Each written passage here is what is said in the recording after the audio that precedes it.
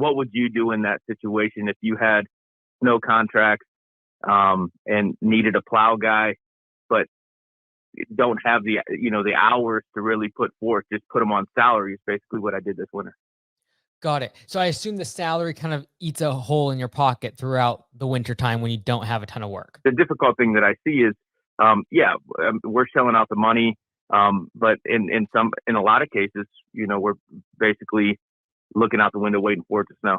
Right. And so this is when it comes down to, if you doubled his hourly rate and you offered that to people to be more on call type scenario and said, hey, instead of paying you, let's just call it, I'm just gonna make up a number. Let's just say you're paying someone $1,000 per week, right? So it's $200 per day. Say, hey, you're right on the money. You're right on the money with that. Yeah. Yep. So let's say it's $1,000 a week, in $200 a day if you're someone's on salary, 5 days a week of work. Let's assume though, what if we went out and we said, hey, would you be willing to be for $400 per day? If you have to come into work, you get $400 to go do snow. Would you be willing to do that? I'm not saying it's necessarily this person that's on salary, because they've gotten used to this lifestyle, and that's fine.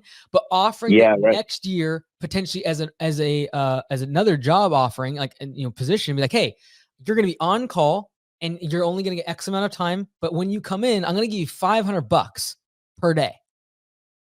Now all of a sudden, it's a matter of they're super motivated to come into work. They're on call. And if it doesn't snow for 3 weeks, you didn't pay $3,000 for someone to do absolutely nothing. And so I'm assuming a couple things. Yeah, that's a tough one to. Yep. And so I think I'm assuming first and foremost that there's people out there that would be willing to make $40 or $50 an hour to be on call, which I think there's a market for that.